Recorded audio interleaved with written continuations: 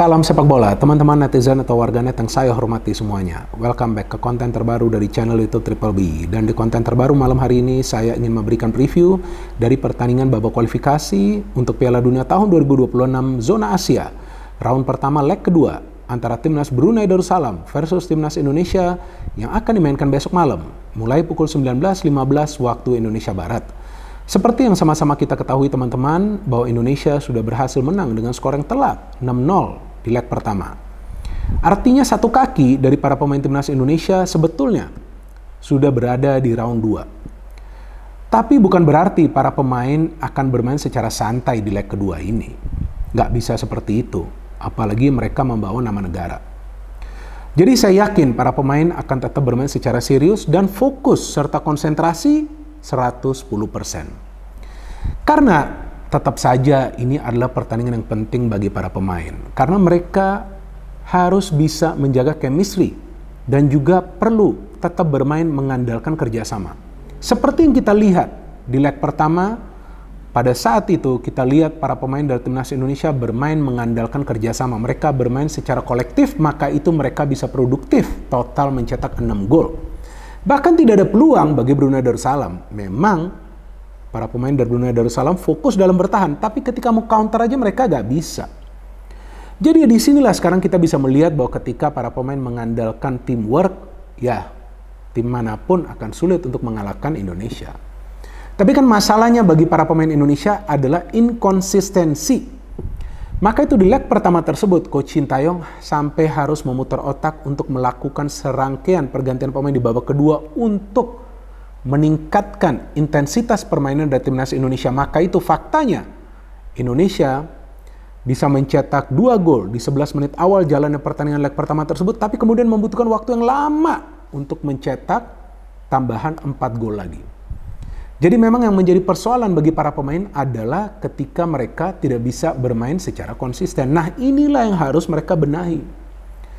Dan saya yakin Coach Sintayong akan tetap mempertahankan pemain-pemain pilar di starting lineup. Karena dia tetap ingin agar para pemain itu bermain secara bersamaan, secara reguler. Supaya mereka memahami karakter satu sama lainnya, karakter permainan maksud saya, dan mereka bisa bermain mengandalkan passing.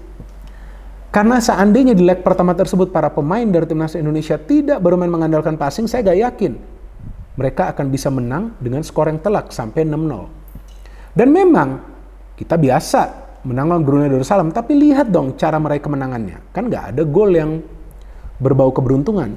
Ada satu penalti, itu pun karena Sandy Walsh berinisiatif melakukan pergerakan individu. Tapi yang menariknya, jelang leg kedua ini, yang saya mengikuti perkembangan beritanya, bahwa pelatih dari Brunei Darussalam, Mario Rivera, mengatakan bahwa dia sudah mengetahui kelemahan dari tim nasional Indonesia. Dan dia bertekad membawa timnya Brunei Darussalam meraih kemenangan di leg kedua ini. Nah, saya gak ngerti juga nih, kemenangan dengan jumlah gol berapa banyak. Kalau mau menang 7-0, ya gak mungkin lah ya lawan Indonesia. Kecuali nanti Indonesia mainnya nggak pakai kiper. Nah mungkin kalau nggak pakai kiper adalah peluang bagi Brunei untuk bisa mencetak banyak gol. Tapi kalau mau menang 7-0, 11 lawan 11 saya nggak yakin.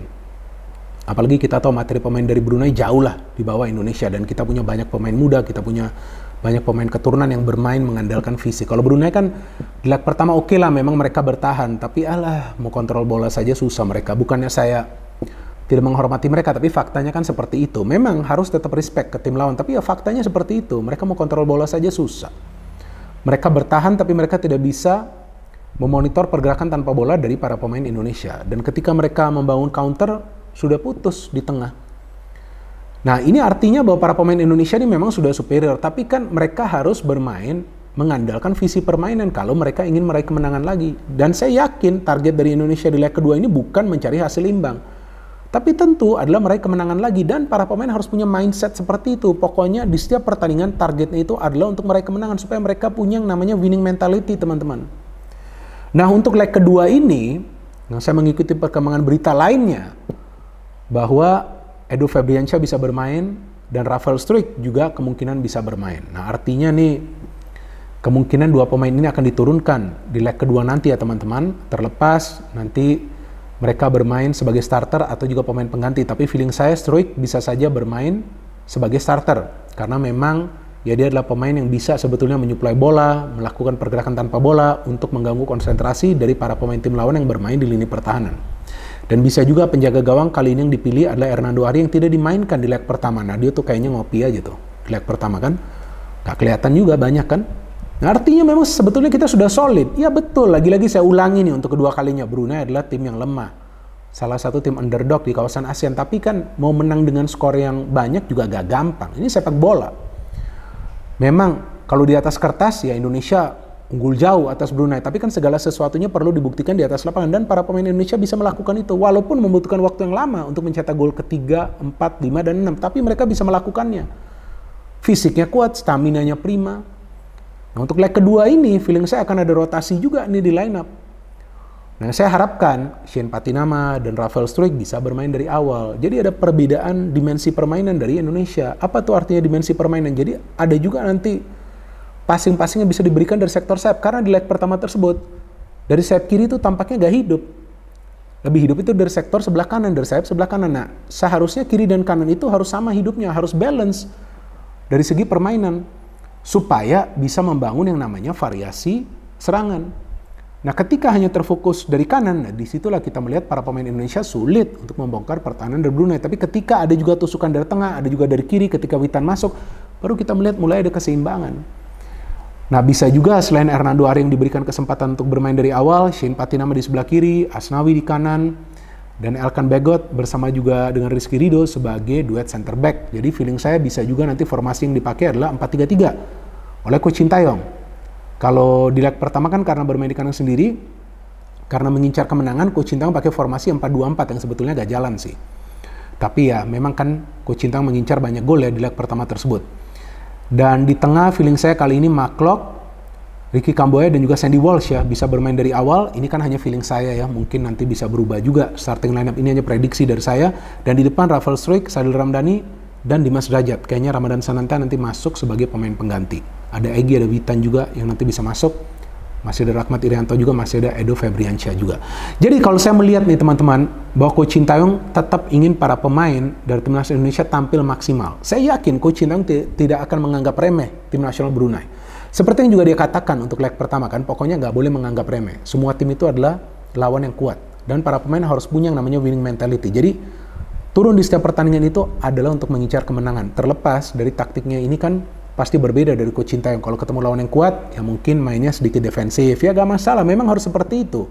Kalau yang namanya pelatih itu punya strategi dan taktiknya sendiri untuk menghadapi lawan-lawan yang berbeda. Jadi jarang sekali nih seorang pelatih akan memakai taktik yang sama terus untuk lawan manapun. Enggak, pasti ada perubahan dikit lah, ada modifikasi dikit yang akan dia lakukan.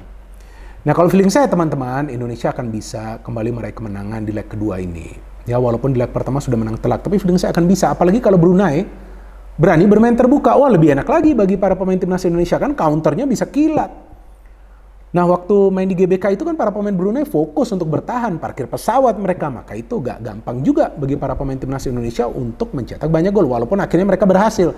Tapi saya harap pelatih dari Brunei Darussalam ini Mario Rivera ya menepati janjinya bahwa timnya akan bermain menyerang dan dia sudah mengetahui kelemahan dari timnas Indonesia dan bertekad membawa timnya meraih kemenangan. Jadi bermainlah terbuka. Nah nanti kita bisa melihat kualitas permainan dari dua tim ini.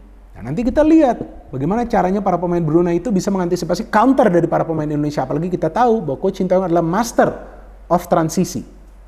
Teman-teman jangan lupa, dia selalu mengatakan bahwa yang penting itu adalah membangun transisi positif. Jadi from defense to attack dengan cepat. Caranya seperti apa? 1-2 kali passing saja. Jadi harus ada yang namanya kombinasi passing untuk membuka pertahanan tim lawan dan tentunya mencetak gol. Jadi teman-teman kita tunggu saja pertandingan besok malam. Seperti tadi saya katakan akan dimainkan pukul 19.15 waktu Indonesia Barat. Kita tetap support teman-teman Timnas Indonesia karena ini adalah generasi emas dari Timnas Indonesia yang tentu kita harapkan bisa bertahan lama di level Asia. Dan tinggal kita tunggu nanti Timnas Indonesia bermain di round 2 ya. Jadi we hope for the best for Indonesia national team dan kita tetap support para pemain dari tim nasional Indonesia teman-teman. Let's go Indonesia. No hate, no politics, only football. Salam sepak bola.